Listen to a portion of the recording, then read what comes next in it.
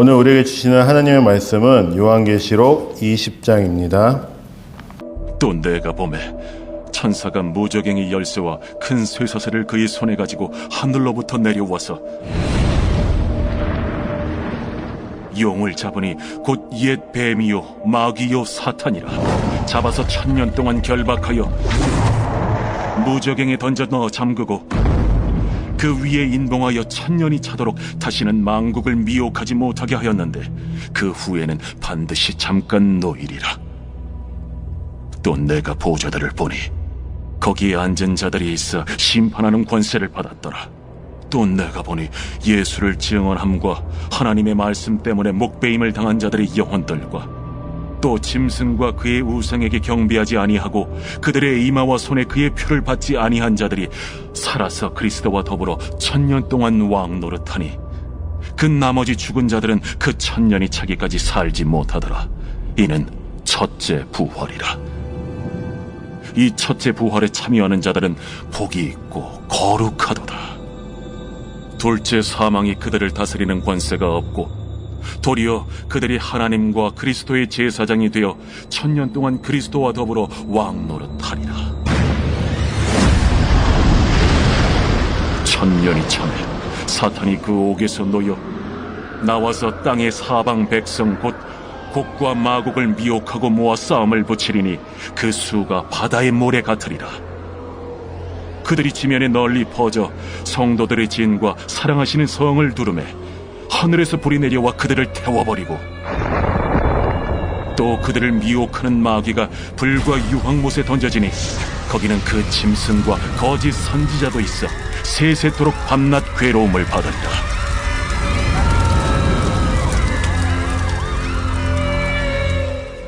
또 내가 크고 흰 보좌와 그 위에 앉으신 이를 보니 땅과 하늘이 그 앞에서 피하여 간데 없더라.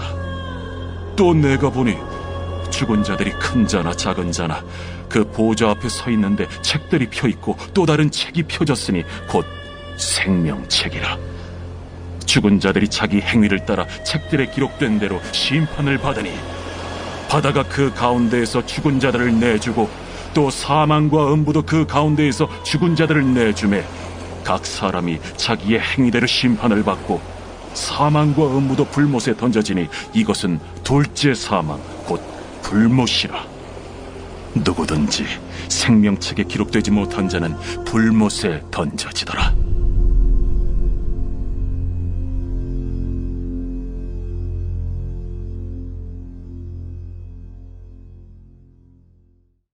요한계시록은 묵시문학으로 분류가 됩니다.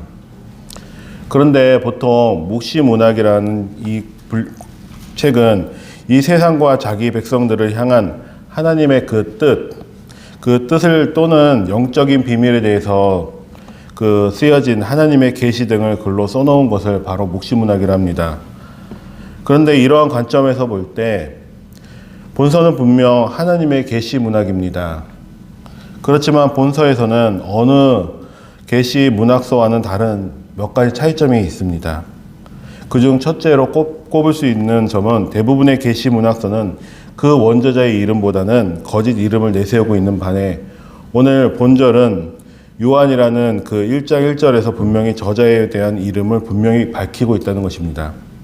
두 번째로는 대부분의 그 계시 문학서는 과거의 역사를 그 예언적으로 형태를 빌어 재기록한 것임에 반해 본서는 저자가 처해 있던 그 당시대의 그 상황과 종말론적인 그 사건을 기술 예언하고 있다는 사실입니다. 세 번째로는 대부분의 비관론적인 그 입장에서 쓰여진 그 계시문학서와는 달리 본서는 낙관론적인 그 견해에 입각해 쓰여졌다는 점입니다. 즉 본서는 종말에 있을 극심한 그 환난과 또한 고통에 대하여 계시하고 있긴 하지만 궁극적으로 이 땅의 영원한 희락과 평안을 또한 평강의 나라인 하나님 나라가 건설될 것이라는 그런 긍정적인 사건을 이야기하고 있는 것입니다. 네 번째로는 본서에서는 여타의 계시 문학서에서 찾아보기 힘든 도덕적이고 또한 영적 교훈이 종말론적인 그 계시와 아우러져 있다면 그런 점에서 오늘 본절은 예수 그리스도의 그 재림, 그 짐승들의 멸망을 기록하고 있는 전장에 이어서 또한 본장에서는 그리스도와 또한 성도들의 그런 함께 통치하는 그 천년 왕국과 최후 심판에 대해 악의 세력이 점점 멸망해 가고 축소되는 그런 사건을 보여주고 있습니다. 그러면서 사망에 대해서 묘사되고 있는데, 그런 본서의 본장은 한 천사에 의해서 사단이 결박되어 무적행이라는 그 천년 동안 감금되고 참된 성도들이 그런 부활에 대한 그 사건을 함께 천년 왕국의 왕노릇하고 있다는 것으로 시작하고 있습니다. 이 천년 왕국은 사단의 그 세력에 의해 지배되었던 그 세상과 좋은 대조를 이루고 있는 것입니다. 또 7절에서 10절에 천년 동안 그 무적행에 감금되었던 사단이 일시적으로 풀려나 곡과 마곡에서 하나님을 대적하고 싸우지만 결국 패하여 영원한 그 유황불, 그런 유황불 못에 던져지는 것이 언급되어 있는데, 이는 여태껏 계속되어졌던 하나님과 사단, 그리고 성도들과 짐승들을 경배하던 자들, 그런 성과 악 사이에서 영원히 그런 사건들이 영원히 종식되어질 것이라는 것을 보여주고 있습니다. 마지막으로 11절에서는 흰 보좌, 그 심판에 의한 사망이 기록되어 있는데, 이는 인류에게 임할 최후의 심판으로 성실한 그런 성도들에게 영원한 천국인 악한 자들에게는 영원한 형벌과 멸망이 예비되어 있음을 잘 보여주고 있습니다. 죽음이란 어느 누구도 경험해보고자 하거나 또한 경험할 수 없는 것입니다. 그런 의미에서 먼저 우리는 본절을 보기에 앞서 죽음에 대한 이해가 필요합니다.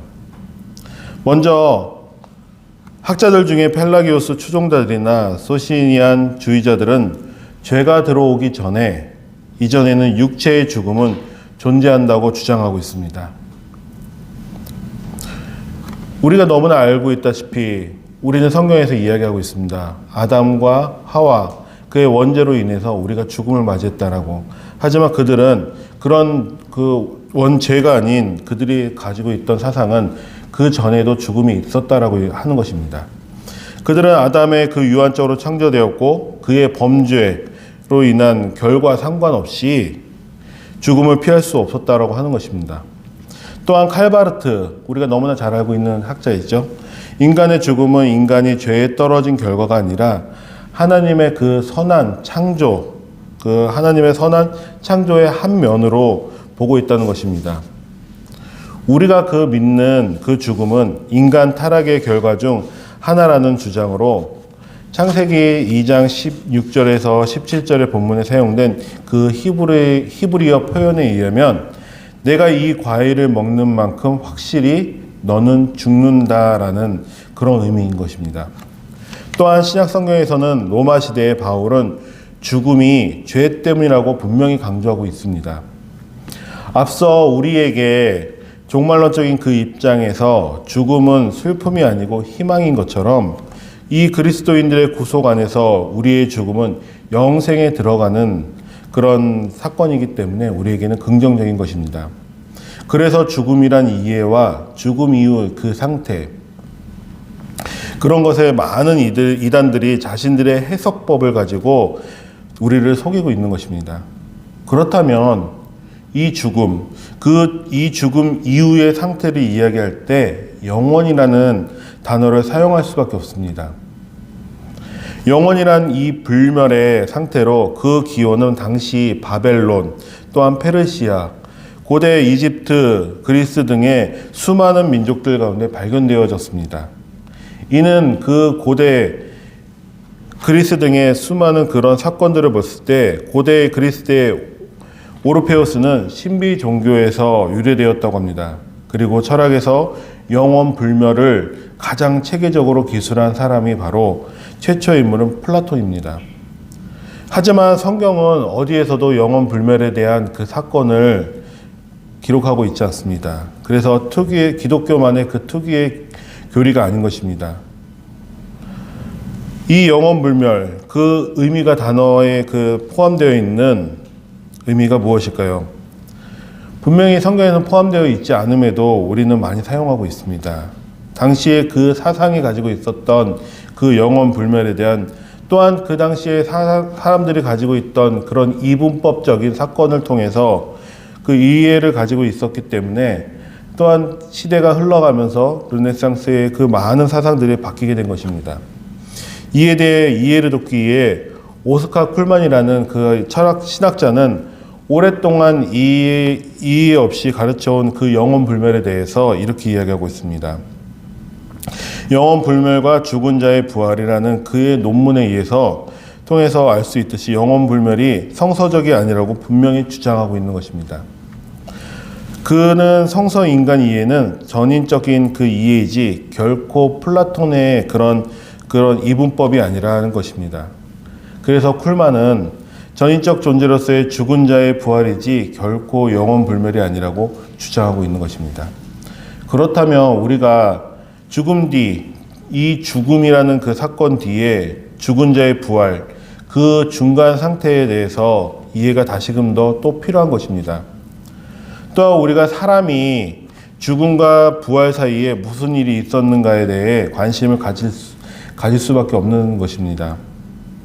이를 소위 중간 상태라고 하는데, 그 첫째 이 중간 상태에는 우리들이 많이 듣고 있는 그 영혼 수면설이 있습니다. 이는 죽음과 부활 사이의 기간 동안 영혼이 무의식 상태로 휴식하고 있다는 그 관념인데, 그런데 성경에서 보면 누가복음에서 그 부자와 나사로의 그 사건을 그것을 보아도 무의식의 개념보다는 동시대로 보아야 할 것입니다. 그리고 두 번째는 연옥입니다. 이는 죽음 이후에 영혼이 천국에 가기 전에 자신들의 그 죄로 인해서 정화되지 않은 장소로 혹은 그런 상태를 말하는데, 카톨릭에서는 그 연옥이라는 것이 영혼들이 지상에 있는 그 충실한 신자들에 의해 도움을 받을 수 있다라고 이야기하고 있습니다.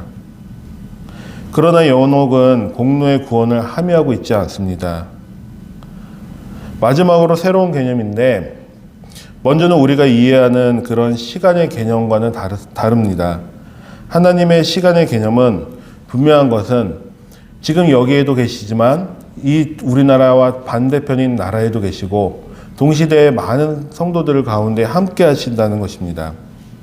그런 믿는 자들과 함께하는 그런 하나님, 그런 분으로 우리의 시간 개념과는 다른, 죽음과 동시에 하나님의 나라가 시작된다는 것입니다. 이에 대해서는 지금도 수많은 논쟁 중에 있습니다. 명확히 밝히고 또한 밝힐 수 있는 것은 우리가 주님 앞에 섰을 때라고 생각이 듭니다. 본절로 들어가 1절에 또 내가 보매 천사가 무저갱의 열쇠와 큰 쇠사슬을 그의 손에 가지고 하늘로부터 내려와서 용을 잡으니 곧 옛뱀이요 마귀요 사탄이라 잡아서 1000년 동안 결박하여. 여기서 천년설에 대한 그 유래가 되었습니다. 1000년. 사실 한국교회는 이 1000년을 천년왕국으로 번역하여 사용함으로써 불필요한 어려움을 불러일으켰습니다. 이는 하나님 나라와는 다른 그 또 다른 하나님 나라, 그 하늘 나라와 비교할 수 있는 어떤 다른 왕국을 소개하고 있지 않기 때문입니다. 게다가 요한계시록은 상식적으로 표현법이 너무나 많습니다. 그런데 그 1000이라는 숫자를 문자적인 그 의미로 해석해서는 안 된다는 것이, 당시 그 열이라는 숫자, 그 숫자가 완전성을 보여주고 있다는 것이라면 우리는 그 1000년이라는 그 표현을 완전한 기간, 당시에는 그 숫자를 완전한 기간으로서 결정할 수 없는 길이의 무한한 기간을 의미하는 것으로 생각할 수 있습니다.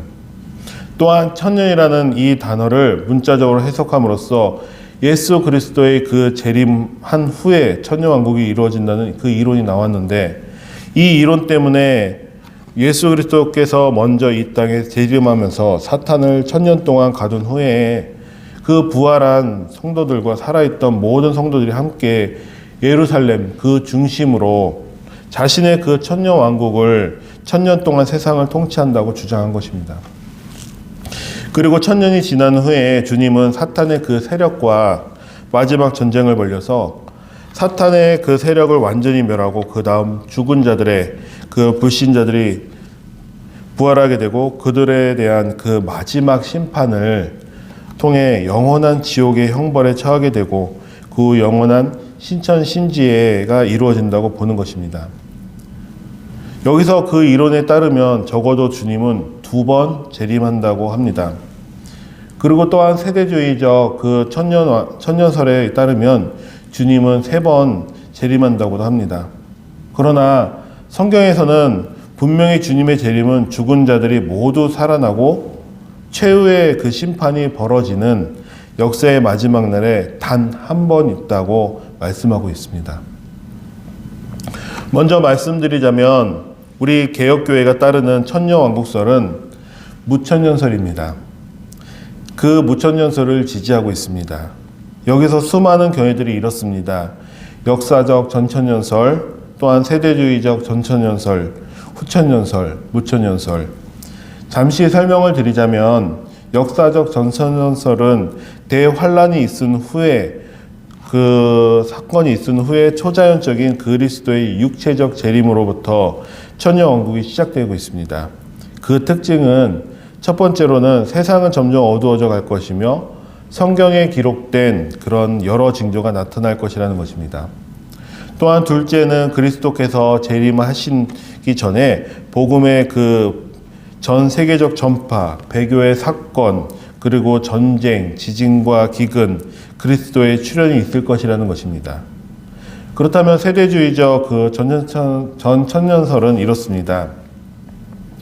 전 인류의 그 역사를 인간에 대한 하나님의 계획에 따라 7세대로 구분되어지고 있는데 이는 최근에 발생한 학설입니다. 특징은 첫째, 철저한 문자적 해석입니다. 그리고 이 2번에 걸쳐 재림이 있는데 공중재림과 지상재림인 것입니다. 둘째는 이스라엘과 교회의 구분이 되어지는 것으로 율법과 은혜에 대한 그런 이해를 가지고 있습니다. 그렇다면 후천년설은 천년왕국의 이후에 그리스도께서 재림하시는데 후천년 왕국설은 인간의 그 힘과 또한 노력에 의해서 이루어지는 하나님의 나라라는 것입니다. 마지막으로 우리가 지지하고 있는 이 무천년설은 그리스도가 다스리시는 그 천년이 현재 진행 중에 있으므로 미래에 다가올 그 천년이라는 개념은 없다고 보는 것입니다. 우리가 성경을 이해하고 해석함에 있어서는 어느 정도 자신이 살고 있는 시대에 영향을 받을 수밖에 없습니다. 그것은 우리가 성경을 통해 텍스트적인 그런 성경만이 아니라 콘텍스트적인 그런 사회적 상황과 또한 교회적 그 맥락을 함께 다루어야 하는 이유이기도 합니다. 그리고 이것은 기독교의 그 교리 안에서도 그 교리 형성에서도 어느 정도 영향을 미치고 있기 때문에 그 사실을 가지고 있기 때문입니다.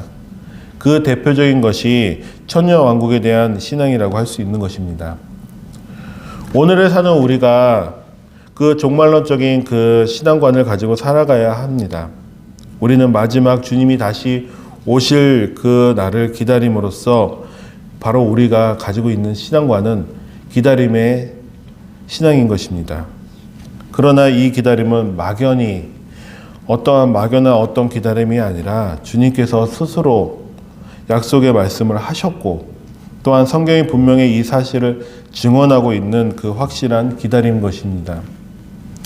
그리고 우리의 그 구원과 거듭남과 부활이 확실한 것처럼 그 역사적 마지막 날에 대한 것도 역시 확실합니다. 비록 성경에서는 우리가 죽음 이후의 삶 그리고 또한 부활의 육체 또는 21장에 나오는 새 하늘과 새 땅에 대해서 말할 때 형상의 또한 은유와 비유로 말하지만 그렇다고 이 사실을 소홀히 여기거나 외면해서는 안 됩니다. 주님께서는 지금도 분명한 것은 우리에게 세상에서 나아갈 때 너희가 환난을 당하나 담대하라 내가 이 세상을 이기었노라 라고 말씀하신 것처럼 오늘 이 새벽 주님 앞에 나오신 성도님들을 축복하며 다시금 새 힘으로 오늘을 이기시는 귀한 선한교회 성도님이 되시기를 축복합니다. 기도하겠습니다. 하나님 아버지, 우리가 말씀을 보고 나아갈 때 하나님의 그 말씀을 깨닫길 원합니다. 수많은 이단들이 하나님의 말씀을 왜곡해서 자신들의 말인 것처럼 자신들이 진리인 것처럼 이야기하면서 우리에게 다가오고 있습니다. 하나님 아버지, 그것을 통해서 우리가 유혹되거나 미혹되지 않게 하여 주시옵시고 우리가 바른 신앙으로서 주님이 오실 그날을 기대하며 희망으로 꿈꾸며 나아가는 참된 그리스도인이 될 수 있도록 붙잡아 주실 것을 믿고 나아갑니다.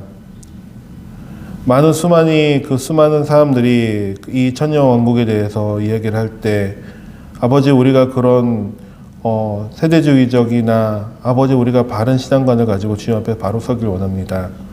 온전히 주님을 붙잡고 나아가는 이 새벽이 될 수 있도록 인도해 주십시고 주님께 부르짖고 나아갈 때마다 온전히 주님의 그 뜻을 향해서 달려나갈 수 있는 우리 귀한 선한교회 성도님이 될 수 있도록 붙잡아 주시옵소서.